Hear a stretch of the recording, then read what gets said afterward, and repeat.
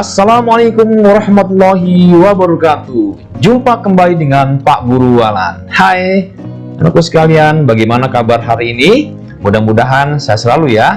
Amin, amin, amin. Baiklah anakku sekalian, sebelum kita belajar, jangan lupa berdoa dan selalu menggunakan protokol kesehatan. Hari ini Pak Guru akan meneruskan materinya, yaitu tema 8, lingkungan sahabat kita, subtema 1, pembelajaran 5. Pada materi kali ini, kita akan membahas yang pertama, mengidentifikasi lagu tangga nada diatonis mayor. Yang kedua, menceritakan kembali peristiwa yang terdapat pada teks non-fiksi. Yang terakhir, menjelaskan keberadaan air di permukaan bumi. Itulah materi hari ini. Mohon disimak dengan baik. Kita awali dengan muatan SBDP, KD 32 dan KD 42. Mengidentifikasi lagu tangga nada diatonis mayor. Untuk dapat mengidentifikasi lagu dengan tangga diatonis mayor, kamu dapat melakukan dengan cara berikut. Yang pertama, amati nada dasar dan interval lagu tersebut. Yang kedua, nyanyikan lagu dengan ketukan yang tepat.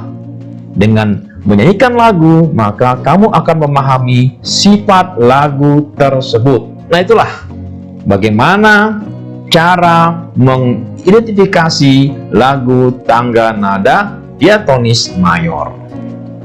Nah, ini kira-kira lagu tangga nada apa ya? Ini Kampungku ya. Yuk sama-sama kita nyanyikan ya lagu Kampung ini. Ciptaan saya dan lagu adalah Ate Mahmo.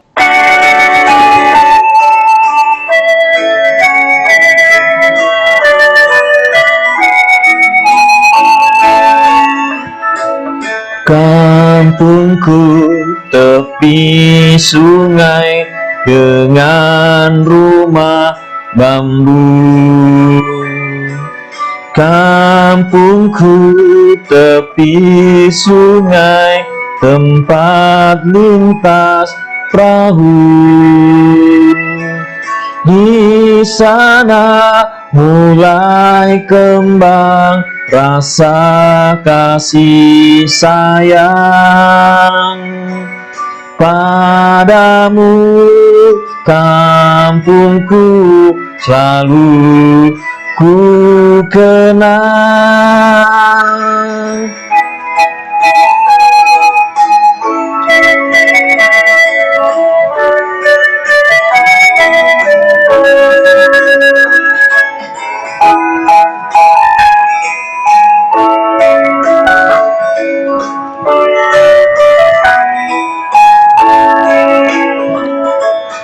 Kampungku tepi sungai dengan rumah bambu. Kampungku tepi sungai, tempat lintas perahu. Di sana mulai kembang rasa kasih sayang padamu. Kampungku selalu ku kenang.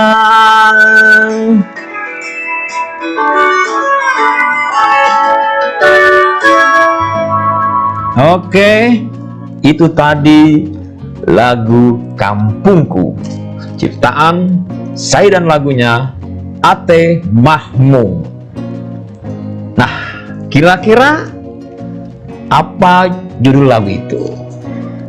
Kemudian siapa penciptanya? Apa nada dasar yang digunakan? Apa tanda tempo yang digunakan? Apa arti tanda tempo itu? Bacalah syair lagu tersebut. Bercerita tentang apakah teks lagu itu? Nah, silakan dijawab pertanyaan ini. Setelah dijawab, kemudian kirim ke Google Classroom. Jika punya WhatsApp juga bisa dikirim ke WhatsApp ya. Itu bagi yang tidak mempunyai Google Classroom. Kita lanjut ke muatan bahasa Indonesia KD 38 dan KD 48. Menceritakan kembali peristiwa yang terdapat pada teks non-fiksi. Langkah-langkah mengidentifikasi peristiwa penting dari sebuah teks adalah sebagai berikut. Yang pertama, carilah teks yang berkaitan dengan peristiwa yang ingin diketahui. Yang kedua, bacalah teks tersebut dengan teliti dari awal hingga akhir teks. Yang ketiga, dalam proses membaca, cermatilah pokok-pokok informasi yang dapat menjelaskan peristiwa dalam teks. Yang keempat, catatlah informasi tersebut dalam bentuk poin-poin, peta pikiran, atau diagram alir. Yang terakhir, tuliskan peristiwa-peristiwa yang telah kamu tentukan dengan bahasamu sendiri sesuai dengan urutan dalam teks. Nah, itulah cara-cara menceritakan kembali peristiwa yang terdapat pada teks non-fiksi ya. Nah, ini ada 6 langkah ya. Jadi kalian kalau misalnya ada tugas bagaimana menceritakan kembali peristiwa yang terdapat pada teks non-fiksi, ini langkah-langkahnya. Itu ada 6 langkah ini ya. Kita teruskan ke muatan ilmu pengetahuan alam KD 38 dan KD 48. Menjelaskan keberadaan air di permukaan bumi. Di daratan, air hujan dapat langsung mengalir ke sungai atau danau, dan ada juga yang diserap oleh tanah. Proses penyerapan air ke dalam tanah dinamakan infiltrasi. Sungai merupakan sumber air yang banyak dimanfaatkan oleh makhluk hidup, hewan, manusia, dan tumbuhan. Sungai terbentang dari hulu hingga hilir. Hulu merupakan bagian awal terbentuknya sungai. Hulu sungai berasal dari wilayah pegunungan. Bagian hulu biasanya memiliki mata air. Hilir merupakan bagian akhir sungai yang terletak berdekatan dengan laut. Nah, itulah alur sungai dari hulu hingga ke hilir. Coba siapa yang sudah pernah lihat sungai ya? Ya, betul ya. Ada sungai Ciliwung ya, ada sungai Citarum ya. Itu siapa yang sudah pernah ke laut? Ya, betul ya. Nah, di akhir dari sungai itu namanya hilir, yang airnya itu mengalir ke laut gitu. Sementara hulu merupakan bagian awal terbentuknya sungai. Biasanya hulu ini berasal dari wilayah pegunungan ya. Itulah kira-kira keberadaan air di permukaan bumi ya. Dari proses hujan ya, bisa langsung ke danau, ke sungai, ada juga yang menyerap di dalam tanah. Nah, ini kira-kira contoh pemanfaatan sungai.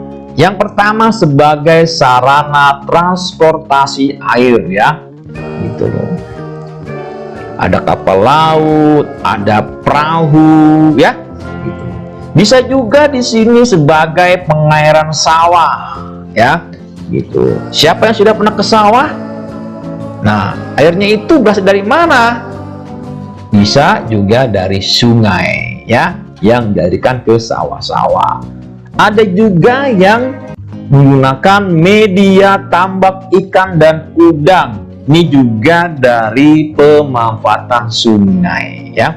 Jadi ketiga gambar ini adalah contoh-contoh dari pemanfaatan sungai.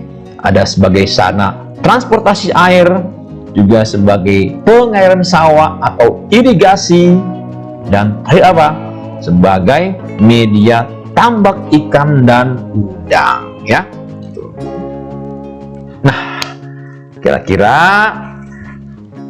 coba jawab pertanyaan berikut, ya. Yang pertama, dari mana asal persediaan air sungai? Yang kedua, siapa saja yang memanfaatkan air sungai? Yang ketiga, apa saja manfaat air sungai? Yang keempat, apakah persediaan air sungai dapat berkurang karena menguap saat terkena panas matahari? Jelaskan jawabanmu. Dan terakhir, faktor-faktor apa yang dapat memengaruhi persediaan air sungai?